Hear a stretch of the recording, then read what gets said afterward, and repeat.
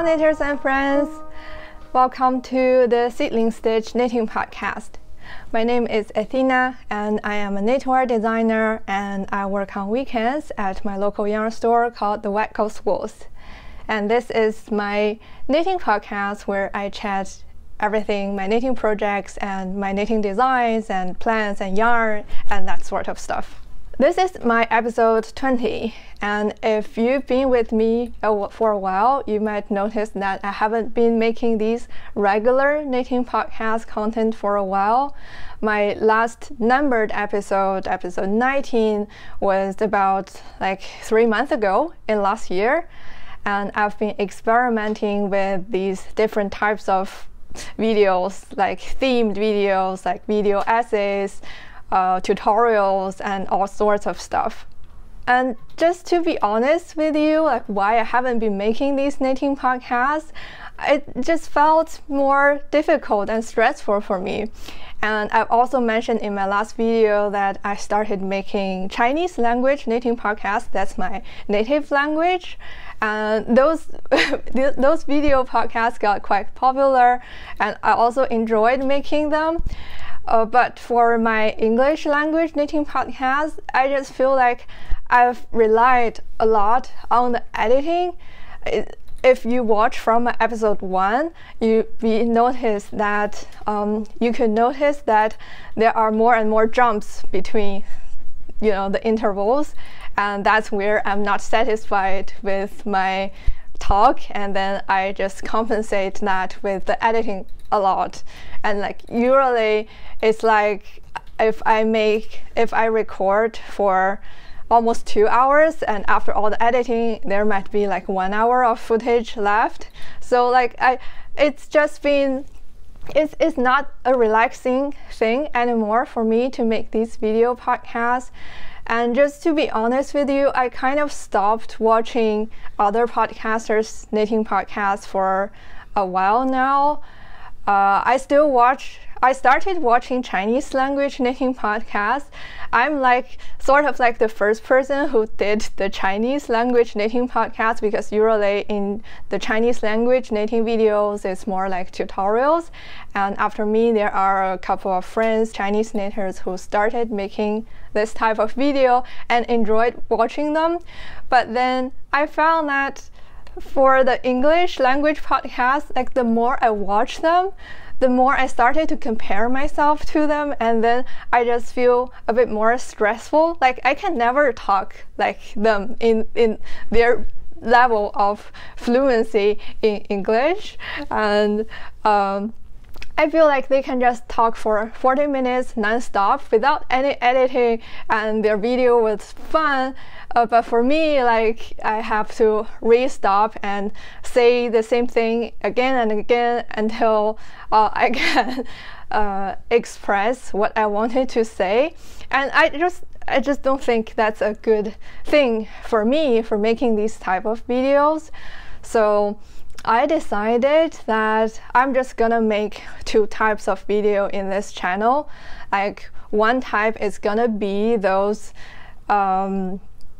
presentation video essay type of heavily edited video, so that it's very informational. Like I do enjoy making my series of Japanese mini lessons, and I think for those type of informational content, it's good that I stay focused and I only give you the most important information. It's more like a lesson, and I'm happy to edit it such that it's like small and intense and give you all the information that you need.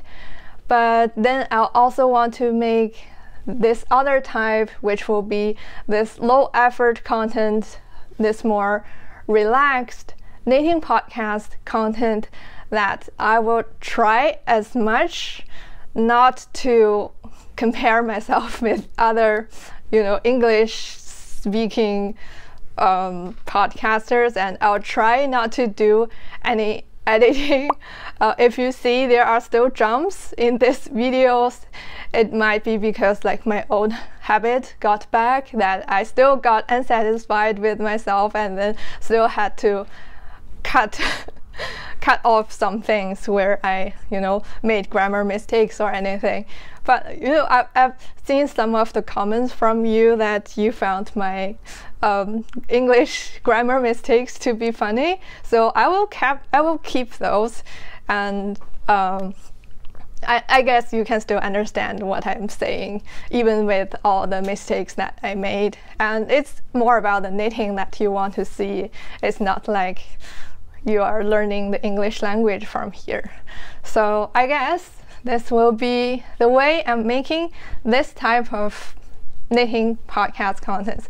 I want this video recording experience to be, mentally good and relaxing for myself, as well as it's fun for you as well. And feel free to speed up the video because I have to make a lot of pauses, possibly, and I don't speak that fast. And it should just be like a relaxing experience, hopefully. And then I will show you my whips, designs, all the projects. I feel like I haven't been catching up with you for a while, so I have a lot of projects and new designs and ideas and yarns and stories at Yarn Store to chat with you about. So I will just imagine that you are my friend and you don't care about my grammar mistakes, and we'll just make a relaxing talk and drink some water. Actually, I don't drink tea or coffee because the caffeine in those things just I cannot sleep. If I have even just a little bit of tea in the morning, I cannot sleep well. So I'm just gonna drink some water and take a deep breath and start today's podcast. And feel free to bring any knitting projects with you and let me what you're knitting while listening to me chatting about random things. I was keeping my grammar mistakes there. Hopefully that was fun. And I'm putting my notes here. I'm not cutting off the part where I'm just looking at my notes. Okay, so I will start by my new design. That's what I'm wearing here now. That's the pine and fur sweater. I've posted a few, I've posted the community post thing in the YouTube channel. So if you've been with me, you've probably seen it, or you might have seen it from my Instagram reels. It got kind of popular. This is the second sweater that I designed, and I just finished writing the pattern and did the test call, and it's being tested now. I'm still looking for testers for sizes 3XL above up to 5XL. I graded my pattern according to the Craft Yarn Council's women's size chart. So that's from XS up to 5XL, and there are 9 sizes. And there's just, while I was doing these grading, and I had some thoughts. So a couple weeks ago, I did a Chinese language knitting podcast where I chatted about the English patterns, like popular English language designers or like Danish designers, European designers, to my Chinese audience. Because in China, we have a lot of patterns translated from Japan, from Japanese designers, and usually there's like 1 up to 3 sizes from those Japanese styled patterns. And then we also have translators that translate patterns on Ravelry, like Petite Knits, my favorite things knitwear, all those big name designers that you can see on Ravelry. We do have them in the Chinese language, but they are not official.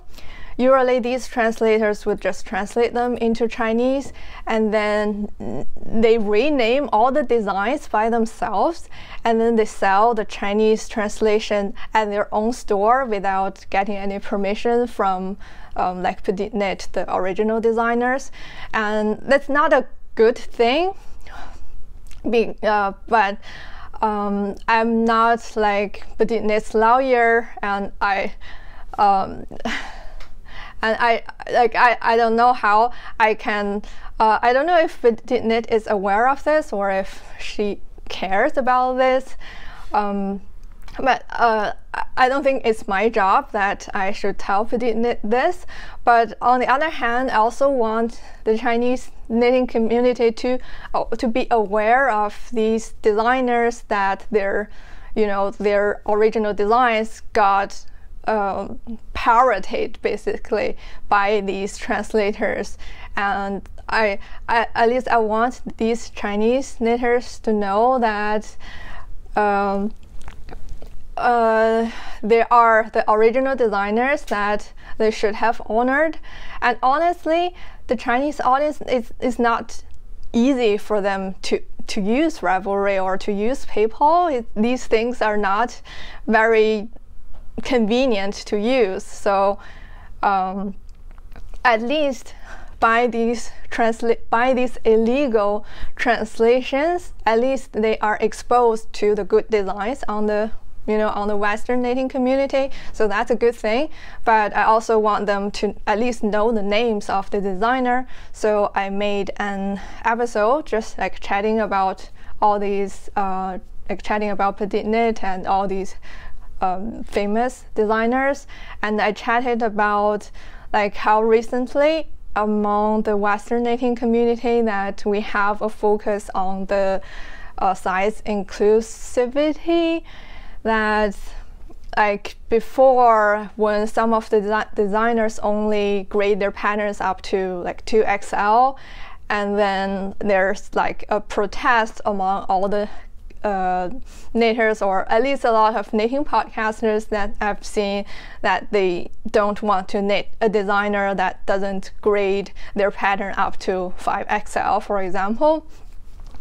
And this thing, and some of my Chinese viewers give me feedbacks that they find this kind of odd, because they were used to patterns that only goes to L. And then now with these Western like translated patterns, they have the option that they can knit something like up to 2XL, and it's a very good thing for them. And usually 2XL would be large enough for even the largest body shapes in for like Chinese women. And they're very surprised, and they're very surprised that like some Western designers got protested because they don't go to 5XL, and they are the Chinese knitters, they're very happy with just everything goes to 2XL. And it's also something that I've found when I'm doing the test call for my own pattern. When I'm doing the test call for my I do have a Chinese version of this pattern. Like for all my patterns, I usually just do both languages, and then have the Chinese knitters test my Chinese versions, and English test knitters test my English version. And among my Chinese test knitters, like usually there's a lot of applicants centered at the size S, and a very few test knitters would apply for the things like 2XL, and there's no one who have applied for anything for 3XL and above. And this got me thinking that well, I do understand the importance of size inclusivity, but this thing is kind of like a Western-centric thing. The guidance that I followed, the Craft Yarn Council, it is, I believe, an American association or group thing, and the data that they gathered, I assume, would be from like American population. It's definitely not Asian, or at least not Chinese population, because like for me, I would be a size S in this like craft yarn council measurement chart, and like I'm usually considered petite size or like at least a small size among this community, but back in China, I'm kind of considered as the tall, not the tall, like the medium tall, at least on the medium tall side instead of the small side of body size. So I think it's good that, I mean, my pattern is gonna be published on Ravelry for Western knitters. So I'm happy to grade this up to 5XL, but I've actually haven't got any applicants for the 3XL above for this design, and got a lot more applicants on anything 2XL and below.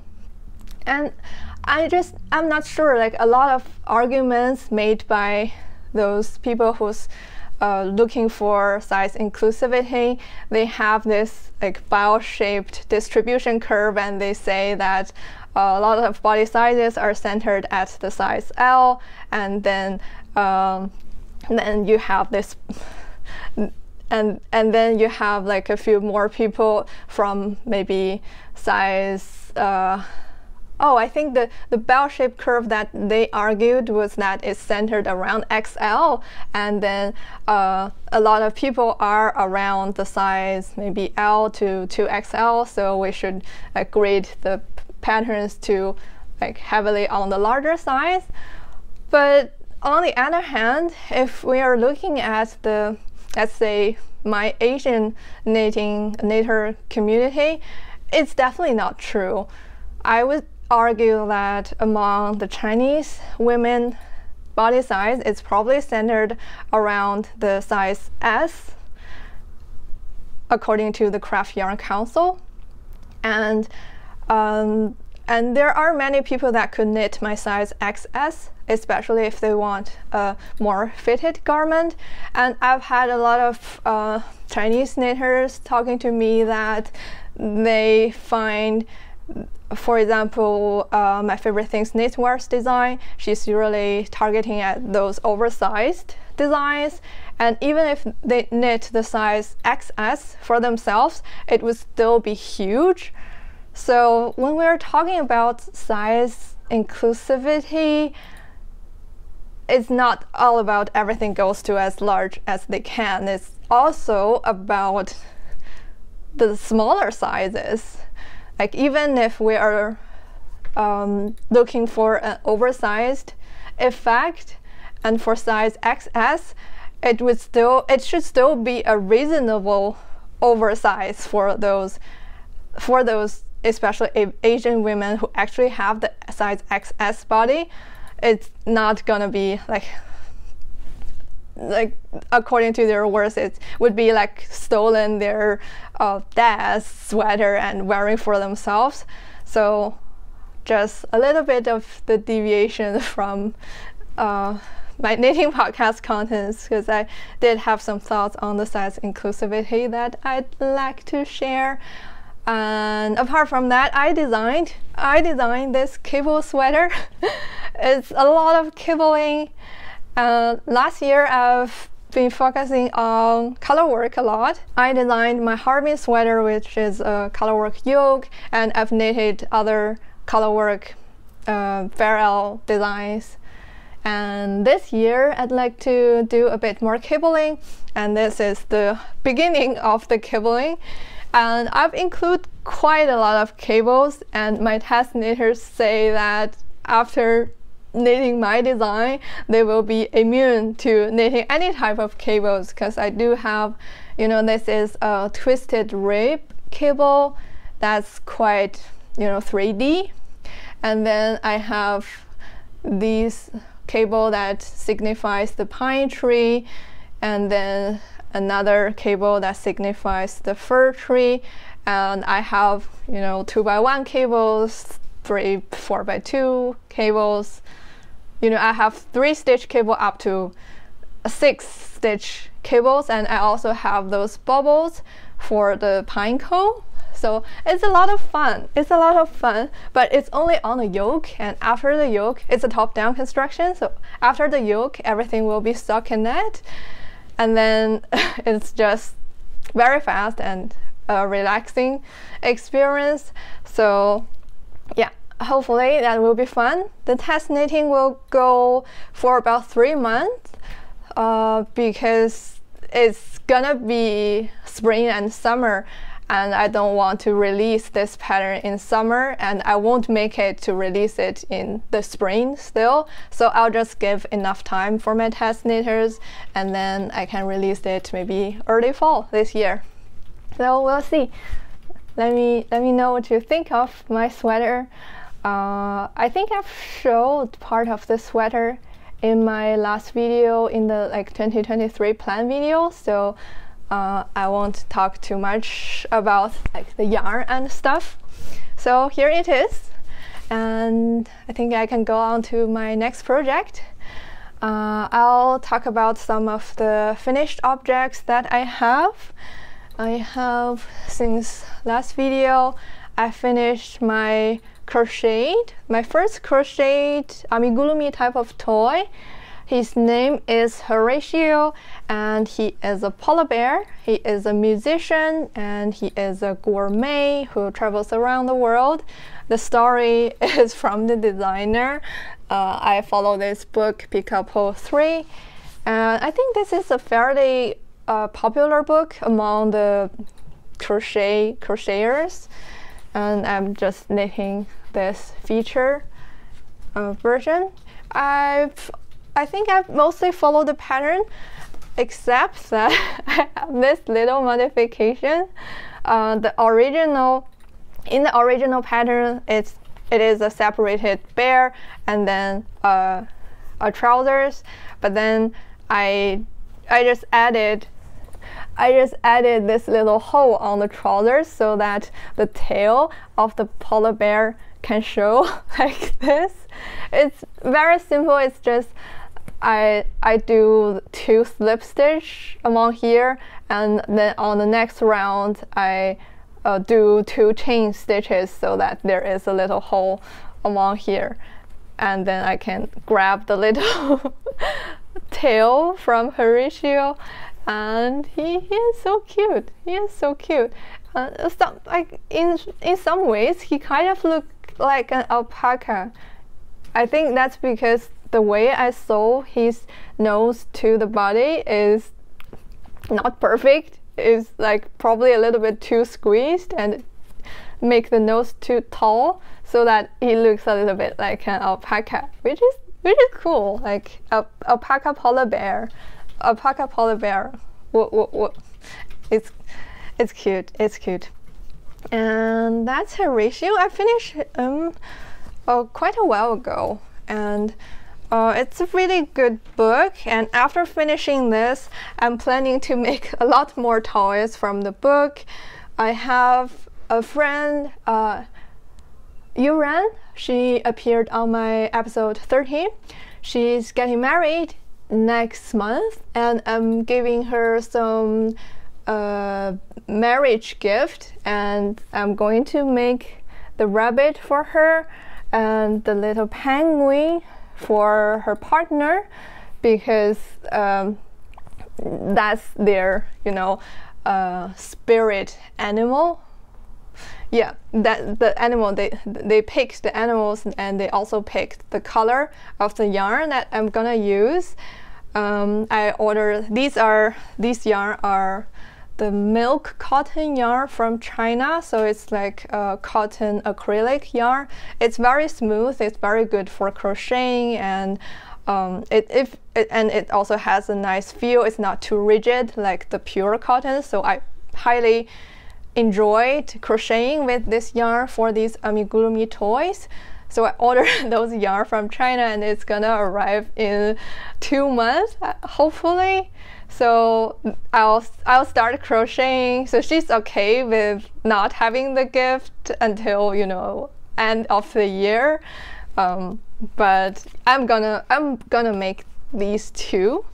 I also ordered yarn for making this one at Wardo Cutosaurus, this cute dinosaur. He or she? I think it's a he. Yeah, I think this design is super cute, so I will add that on top of the other two crocheted animals that I want to make. I don't know if I can finish by the end of this year, but I'm gonna make them eventually. And another finished objects you've seen last time and from my short videos, my Guernsey Genser is huge now. This is the thing I'm talking about size inclusivity. I knitted the size XS-X. This is the design from Salade Yarn, and it's their bottom cover Guernsey Genser. And but I don't blame it to the design. I blame it to myself, sort of, because I used a cotton wool blend yarn, and after the wash and block, it grows like probably by 5 centimeters on both axes. So that's the thing on the yarn that I use. The original pattern calls for their double sanding and tin silk mohair, which is all wool, so it won't expand as dramatically as my cotton and wool blend yarn. And also it's a full-on, cable and textures, so this type of thing also grows after the block and wash. But it's still quite an oversized sweater, and if you're gonna knit this design, just be aware of how huge it's gonna be. Like now when I'm wearing it, I have cut one pattern repeat for the sleeve already, and the sleeve is still very long, and when I'm wearing it, I have to do this so that I can use my hands. But it's a nice oversized fit. I'm okay. And another thing I added is that I added a little handmade tag on the back of the collar, just so that when I'm wearing it, I can immediately identify which is the front and which is the back side. I don't know if you have this issue, like with those sweaters that did the back shaping with German short rolls. There are some difference between the back and the front of the collar, but it's not that visible. And if I just put this tag here, I can immediately identify which side is the front. I usually have some trouble with finding the correct front and back size for all my t-shirts or sweaters. So with those tags, I think it's very handy for me. So those are the two finished garments. And then let's see, I have a lot of whips to show you, and still some designs coming from the Salade Yarn 2202 issue. The first one is their sock. This is their Snowbell Socks. I will show you the original design. That's their original design, the Snowbell Socks.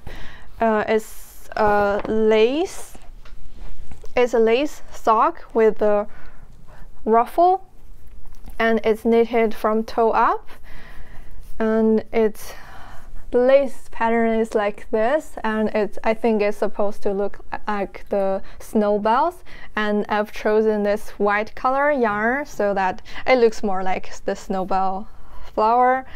It's a German short roll heel. I usually find the German short roll heel is very tight because it doesn't include any gusset increases, but I guess with this pattern, because it's a lace pattern, so it's very stretchy, so it's fine that you stretch the lace part a little bit, so I'm okay with doing a German short row heel, just following the pattern all along. And then the ruffle is kind of interesting. It's not a construction that I've seen in socks before. So first you do a double folded hem for the part. It's like you knit double this distance and then fold it, and then you bind off the 2 layers together. And then along the root of the double folded hem, you pick up stitches and knit, as well as doing increases, so that you form the ruffle. You knit like 3 to 4 rows after the increasing, and then you bind off so that you form this nice ruffle. I've knitted the ruffle socks by Petite Knit before, and it's a different type of ruffle. It's just like you cast on a bunch of stitches and then you decrease a little bit so that you form a ruffle, but the ruffle is like pointing upwards. But for the Snowbell socks, the ruffle is pointing downwards, and I think it's kind of cute. It's kind of cute. Like normally I don't wear this like sweet and cute kind of style, but I'm okay with just having this one pair. It's also my first pair of lace pattern socks. The second sock is here. I only knit it while I'm on the bus, so it's not super quick, but it's a good portable project. So, and it's a fairly easy pattern repeat. It looks complicated, but it's actually quite easy, and it's easy to remember pattern repeat, so that I don't even have to carry the pattern, and I just like have a small chart in my phone. But like at this point, after knitting these many rows, I've remembered all these by heart now. So almost done. And next whip, still from the Scar book, is the Jules Genser. It's knitted with a single strand of mohair on a 3mm needle, but I used 2.75 for my yarn and gauge, and it's like this now. I'm almost done with the yoke. I probably still have like 20 more rows or so on the lace pattern, and then it's just stockinette. I think this will be my next portable bus project. Yeah, when it's only the stockinette. So it's just some lace pattern. This lace pattern is actually very similar to the Snowbell socks, just this part, and then there's some knit and purl along with some cable stitches over here, and then some other lace stitches. The yarn I used is a Chinese mohair nylon blend yarn. It's actually, the color is actually quite similar to the original design that's knitted with their tin silk mohair, but this is I would say an inferior mohair yarn because it's not as fluffy as the tin silk mohair, because we do have the tin silk mohair at Wet Coast Wools, and I know what a divine feeling it feels like, but I've already gotten the yarn, I have to use it. So yeah, the color still looks nice. Not as shiny as the tin silk mohair. You know, with the silk, it gives you the shininess.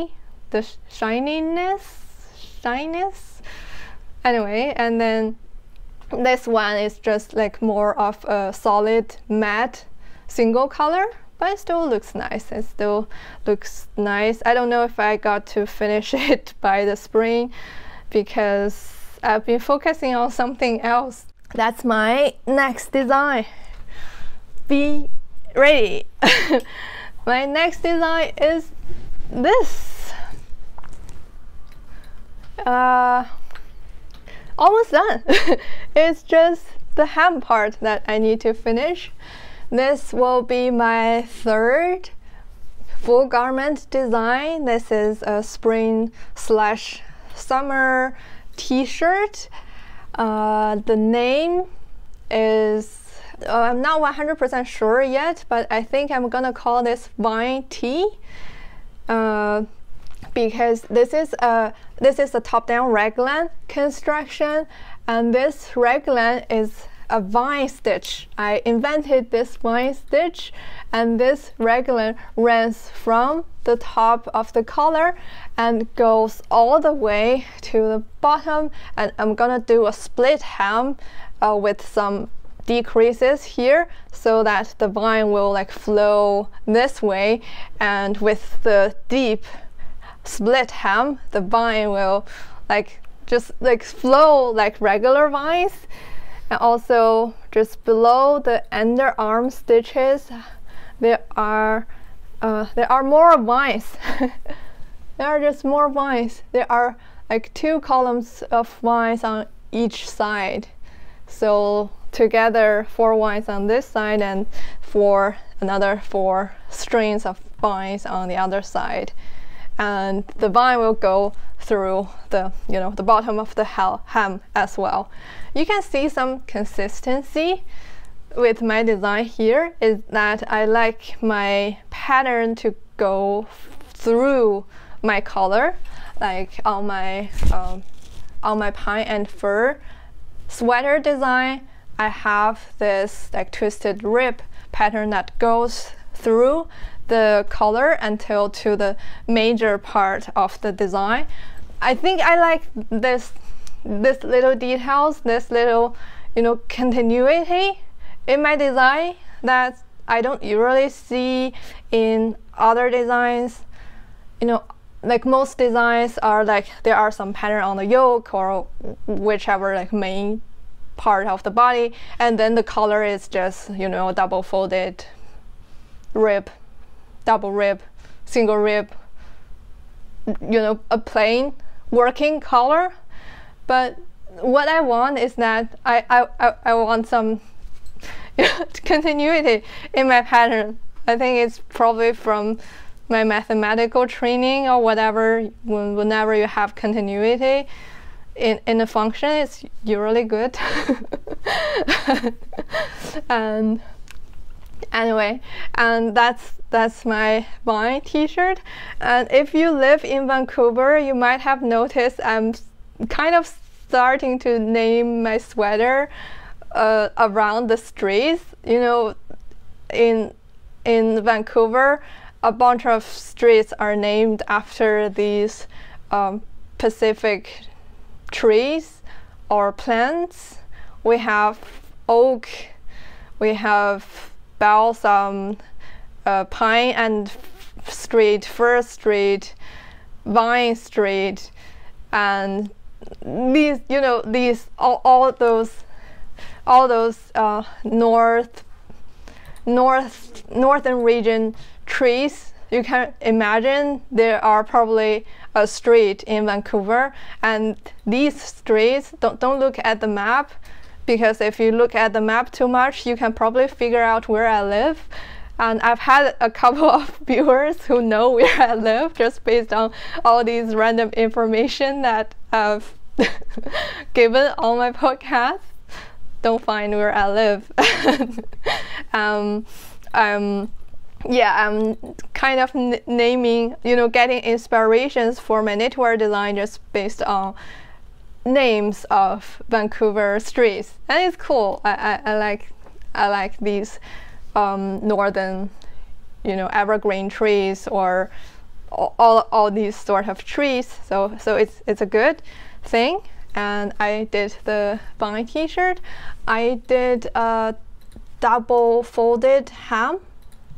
You call that right? It's a folded hem for the sleeves, so that it gives a like flowy type of feeling. And I do like that because like for the vine design, I want everything to be very flowy. And yeah, and here is my design. I think in my 2023 plan video, I said I'm gonna design a summer t-shirt on the Pine and Fur series, but after knitting all these cables, I want to knit something that's a bit simpler. So I started this new series that's gonna be the vine design. I think it's also gonna be good in a winter woolly type of garment. So I could design potentially a vine blouse or a vine sweater on different gauge. I feel like that's a trend that's a lot of designers are doing. They just like have a series and then design a bunch of things out of this one pattern. And I think it's like a nice, there's a little bit of complexity, but the overall part is just stockinette and also still looks very nice. And I also don't like heavy lace in the front of my chest, because for this sweater I potentially want to just wear it just this thing without any inner layer or like bra or everything. I want this to be just this layer out there, so I don't want any holes at the front of the chest to expose myself. So I want just regular stockinette on the front so that I feel a bit safer. So that's also one reason that I'm just doing this vine, lace and twisted stitch cable pattern along the raglan lines, so that you can still have some airflow through the side, but you would feel a bit safer on the important front area, front chest area. And I'm knitting this with my Lean, the Sandnesgar Lean yarn, colorway 8521. It's a really nice green color. And I'm on my 5th ball here. I'm not sure, maybe I'll go to my 6th ball. I have enough yarn. So yeah, so I think I could probably finish this in one more week, and then I'll write the pattern. And if you like the design, let me know. And definitely keep an eye on the test call, because I think I can make, if the test knitting is quick, then I can probably aim for something like June, hopefully, or even late May, maybe. It's a very quick knit. I cast on last Monday, and it's only been less than 2 weeks that I've been knitting on this. Although I have to admit that I've been only knitting this almost, like I'm knitting very, very hard and working very, very hard on this. But it's a fairly simple knit with a lot of stockinette and a little bit of interesting pattern on the two edge. So it's good. Let me know what you think of the design, my 3rd design. I'm a legitimate designer now. And what else? There's also something else I've been working on. The 3rd thing, the next whip I'm working on is a crocheted work. As I've said on my 2023 plan video, this way. This is a crocheted slipover. The pattern is from Kato Dama, the spring issue, a Japanese magazine, and it's their cover design. And I've only did this much. It's an easy to remember pattern repeat. And this is the back panel, and the front panel is almost exactly the same apart from the neckline shaping. I think the neckline shaping is even the same, but I might want to make some modifications because my roll gauge is too tight. My roll gauge is different from the original design. The yarn I'm using is I think it's like a superwash wool fingering weight hand dye kind of, or not hand dye, like a self-striping kind of yarn, self-patterning, not self-striping kind of Chinese yarn, but the original design is knitted with the cotton linen-ish summer yarn. So the original design has more drape, and my wool yarn is more elastic and less drapey, so I have to compensate on the vertical stretch by probably knitting more rows, crocheting more rows, and we'll see. It looks nice. It looks very Japanese for some reason. It looks like the Japanese pine leaves. But I am knitting with the purple yarn, so it might not give you that feeling, but it looks like Japanese pine leaves symbols. Yeah, for me. Yeah. So I have one more. Whip, but it's currently hibernating now. I've grabbed my this is the bag, and this is my work. As I've promised, I decided to learn Entrelac knitting, and I'm knitting an Entrelac scarf, and this is how much I've been working. I've learned Entrelac knitting from this book, Entrelac Knitting by the Japanese designer Toshiyuki Shimada, I think. I'll put link to the book below. But I guess you can probably find other English language Entrelac knitting book. This is just the very, very basic type of Entrelac knitting.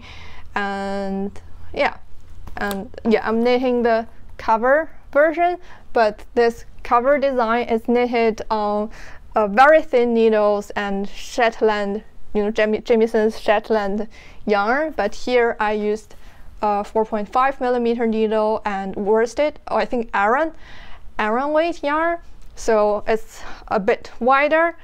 And if you noticed, these yarn are from my wall garden pullover, so it's very colorful. It's like all the flowers on my wall garden pullover.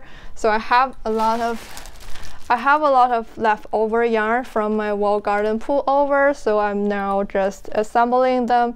And I also added a few other yarn. So there are some worsted weight mohair yarn in the wall garden design, like these ones. Those are mohair. So inspired by that, I found a few other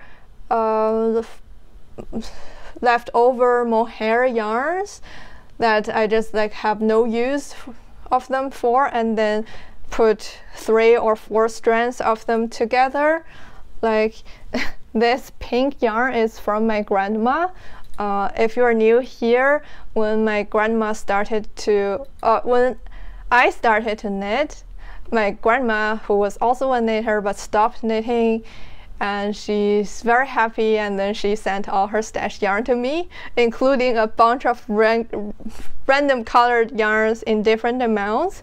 And for this pink, there are just 5 grams of those. I didn't know what to do with them. It's like a strong pink, so now I just do 2 strands of this yarn that met the Aran/worsted gauge, so I could add them. Same thing for this green yarn. And then this purple yarn is knitted with 4 strands of Holst garn. Their lace weight alpaca yarn, I forgot the name at the moment. This is the yarn that I got for my cardigan number 8. I did a purple cardigan number 8. You can see that in my episode 2 and 3. And I just have some leftover of that yarn for the project, and now I'm doing 4 strands of it and knit. I think Entrelac is a very good way of using random scraps of yarn that you have on your stash. You can just knit those small squares, like those small squares took less than 1 gram, and then combine them and do something like this. You can do like some viewers suggested, like you can do a chair mat or a cushion cover, a blanket, any size of things. I think that this looks pretty nice, and the different colored squares can remind you of the good memories of knitting all those different projects or the bonding between me and my grandma. So there's a lot of good memories in here. But yeah, with all the other webs, this is hibernating. This is hibernating. Maybe I'll restart it back in fall, because I think now I need to focus on my spring and summer knitting now, and this seems quite heavy, and I'm knitting this quite slowly. It's not difficult, but it requires a lot of thinking for picking the colors and starting new squares, so it's been a little bit slow, so maybe I'll resume it in fall or something. We'll see. And oh, by the way, this is a double-pointed needle from China. The double-pointed needle from China is this long. It's like more than 20 centimeters, almost, I think 30 centimeters. I think this is 30 centimeters. It's what double-pointed needle in China looks like. Like here, like in my local yarn store for double-pointed needle, it's like 12-inch or even 9-inch. You usually knit, you know, hats or socks with them. But in China, we didn't have circular needles until pretty recently. And in the old days, like for my grandma, they just have a bunch of these longer double-pointed needles, and they use this for knitting sweaters. I'm not sure if you know. And is that true for like older generations, but in Western, you know, North America or North European? I'm sure like circular needle was invented in some later ages, and the costs have been brought down only like until probably plastic has been invented. So in the old days, do you use these longer double-pointed needles as well? If you know like how your grandma knits, please let me know. I'm very curious, because I've never seen longer double-pointed needles here in Canada, but I'm sure they exist. Or otherwise, how do they knit sweaters? Like, do they just only knit everything in the flat and then sew them together? I think like knitting in the round is a fairly common idea. I don't know. I'm curious. I think I should do some studies on the history of knitting. It's gonna be a fun topic. Yeah, that's all the projects I want to show you. Oh, there's one more thing. This tweed. In my 2023 week plan video, I mentioned that I ordered some Donegal Tweed with my yarn store, and here they are. This is the blueberry, and this is the mohair. This is the merino mohair blend, and this is a 100% new wool tweed, and they smell super sheepy. I hope you could. I hope I could, you know, pass the smell from the screen. They smell so good. I love this kind of, you know, authentic woolen, smelly in a good way kind of yarn. And it looks very beautiful. I love this deep blueberry color. And when I'm knitting the swatch of this yarn for the yarn store, I hand wind them into a very small ball, and it looks like it look exactly like a blueberry. I'll put the picture here. It's so cute. I think I'm gonna knit a slipover with it and knit a sweater with it, and I'm still thinking of doing my Carbon Vortex fluid mechanics cable design, but it's gonna be this fall. It's not gonna be anytime soon, and we'll see. And I look forward to working with this yarn. And what else? Yeah, I wanted to chat a little bit about my experience working at the yarn store. I guess you might be curious. It's been a lot of fun, and if you are around Vancouver, make sure to visit us at Coast Wools on 4th Avenue between McDonald's and Balaclava, Bayswater, something like that. And if you want to smell the Donegal Tweed yarn, that's probably the only place you can find this yarn in, at least in British Columbia, I'd say. Not sure if in Canada you can find this yarn. Yeah, we've had a lot of customers telling us that they cannot get this yarn anywhere else in their yarn store, unless you are around Donegal. It's a very interesting yarn. And what else? It's a lot of fun that sometimes I get to meet my audience, my podcast viewers. Like sometimes I have one of you coming to the store and tell me that you watch my podcast. I'm so I'm so proud and happy whenever this happens. And I've also been like low-key promoting my patterns at the yarn store. At one time I was wearing one of my own sock design, and then a customer saw my sock and think it's very cute, and she asked me the name of the pattern, and she actually bought the pattern.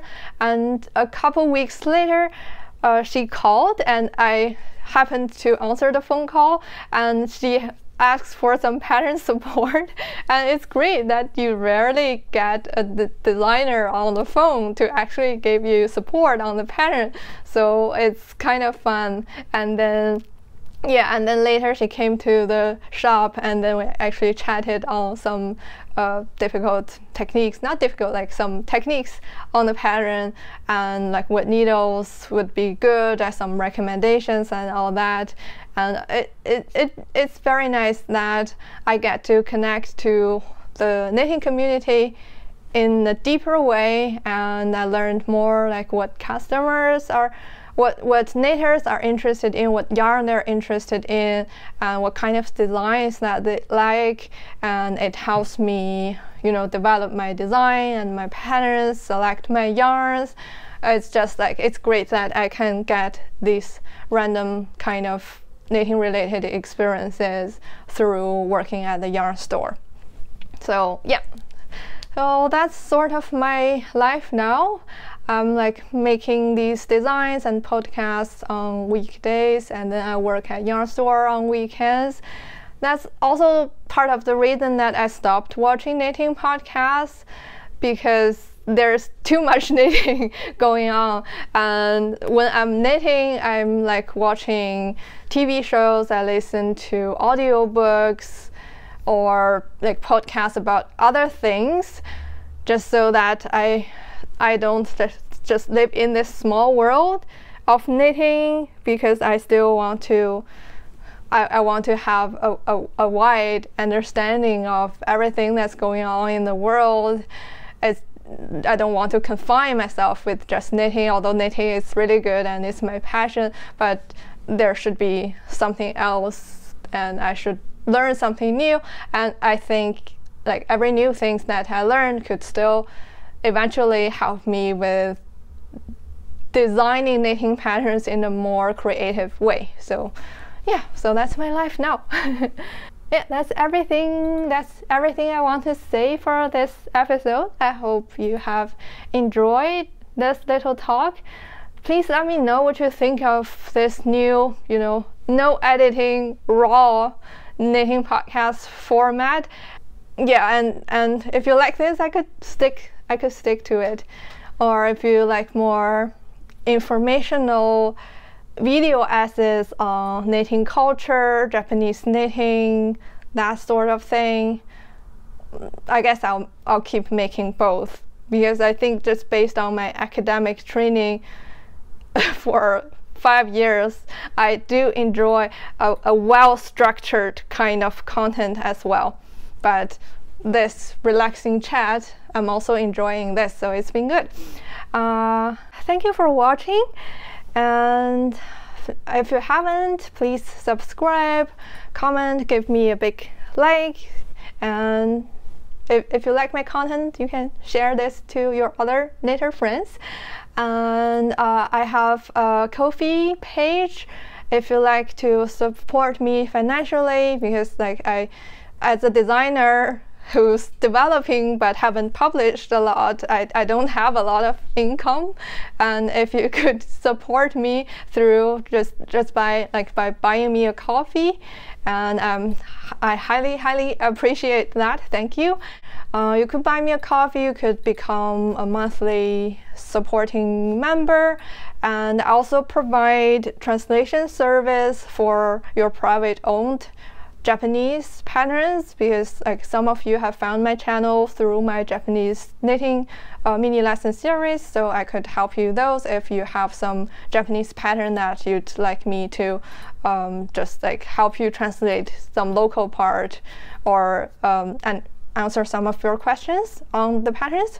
And on the end of the episode, although I usually play a bit of piano, but today I want to put a little montage of me cooking some traditional northeastern Chinese salad salad thing, and along with music, like a song from my hometown. It's an extraction from a local song by a local comedian. It's very hard to describe, and I made this montage for one of my Chinese knitting podcasts, but I just want to put it here because the cultural aspect of this might be interesting to you. Tell me what you think about this song and my Chinese salad. And this salad is made with just like slices of cucumber, spring onion, cilantro, and you need to buy a special northeastern Chinese sauce, soybean sauce, and then you just dip the vegetables. Oh wait, you roll, you get a bean curd sheet, and then slice them into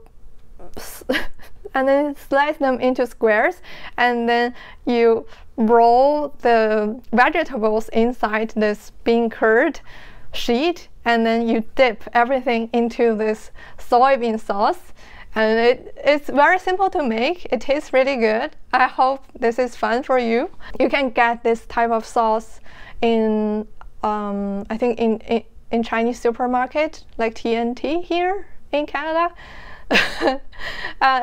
And maybe you could try. Okay, hope you enjoy this episode, and happy knitting. Take care of yourself, and see you next time. Bye.